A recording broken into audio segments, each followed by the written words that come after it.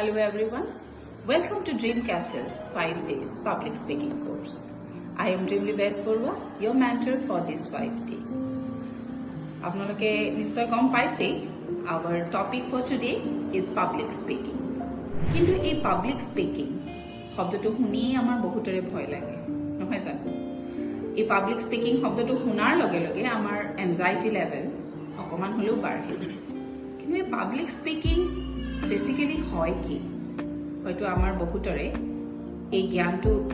অকমান কম যে public speaking টপিকটো হয় কি বা আমাৰ দৰকাৰ কি পাব্লিক স্পিকিং হৈছে যেতিয়া আমি বহু মানুহৰ আগত আমাৰ মনৰ ভাৱ আমাৰ অপিনিয়ন প্ৰকাশ কৰো সেইটো হৈছে পাব্লিক স্পিকিং আৰু ইংলিছত ক'বলৈ গ'লে it is an act of communication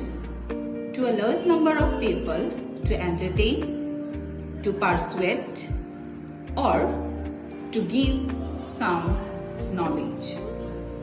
Aru, a public speaking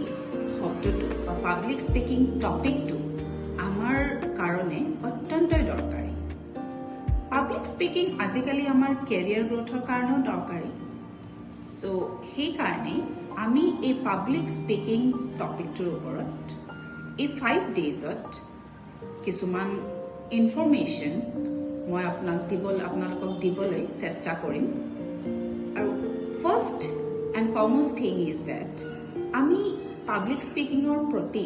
কিয় ভয় খাওঁ ইয়াৰ বহুতো কাৰণ এণ্ড দ্য ফাৰ্ষ্ট ফিউ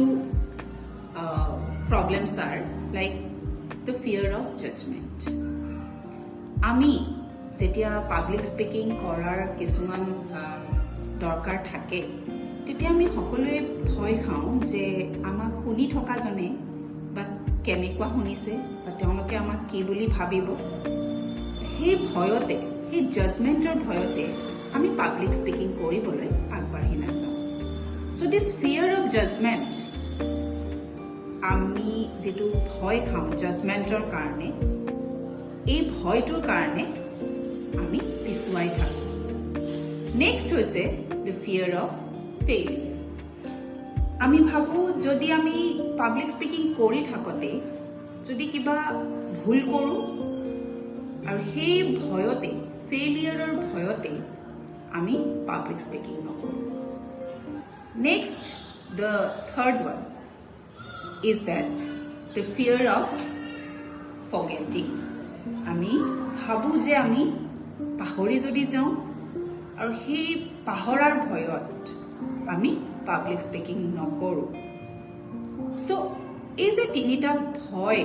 বা ফিয়াৰৰ কথা আপোনালোকক ক'লোঁ the fear of judgement the fear of forgetting the fear of failure এই তিনিটা কাৰণৰ কাৰণে আমি পাব্লিক স্পিকিং নকৰোঁ কৰাৰ পৰা বিৰত থাকোঁ কেতিয়াবা কিছুমান চান্স পালেও আমি যেতিয়া দেখোঁ যে পাব্লিক স্পিকিং চ' আমি সেই দেখাৰ লগে লগে আমি নিজকে সেই টপিকটোৰ পৰা সেই স্থানটোৰ পৰা বিৰত ৰাখোঁ কিন্তু these all fears are actually normal এই যে ভয়বোৰ আমাৰ সকলোৰে লগতেই হয় এইবোৰ একেবাৰে নৰ্মেল নেচাৰেল হয় এইটো নহয় যে অকল আপোনাৰ লগত হৈছে এইটো আমাৰ সকলোৰে লগত হয় কিন্তু এই ভয়বোৰ দূৰ কৰি আমি ভাল এজন স্পিকাৰ হ'ব পাৰোঁ আৰু তাৰে কাৰণে আমাক বিশেষ বহু নলেজৰ দৰকাৰো নহয় but the thing is that আমি সকলোৱে জানো যে practice makes a man perfect আমি সকলোৱে প্ৰেক্টিচ কৰিব লাগিব যে পাব্লিক স্পিকিং এই টপিকটোৰ ওপৰত আমি কিছুমান সৰু সৰু টপিক লৈ আমি চেষ্টা কৰিব লাগিব বহুখিনি মানুহৰ আগত ক'বলৈ বা আপোনালোকে এইটোও কৰিব পাৰে যে কেতিয়াবা মিৰৰৰ সন্মুখত কৈ চাওঁ যে এটা টপিক লওক একেবাৰে নৰ্মেল টপিক এটা আপোনালোকৰ সকলোৰে ঘৰত মিৰৰ থাকে আইনা থাকে সকলোৱে যদি আইনাৰ সন্মুখত কয় তেতিয়া আপোনালোকৰ এটলিষ্ট 3% হ'লেও হয়তো যাব বুলি মই বিশ্বাস কৰোঁ next as I have already told, practice কৰক আৰু knowledge earn কৰক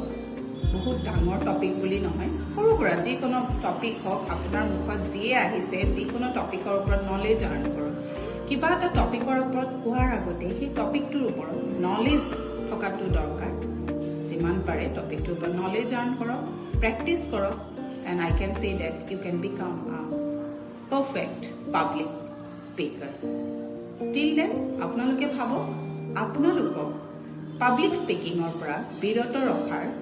ভয়টো কি, বা কিহৰ ভয়ত আপোনালোকে আজিলৈকে পাব্লিক স্পীকিঙৰ পৰা বিৰত আছে। Thank U.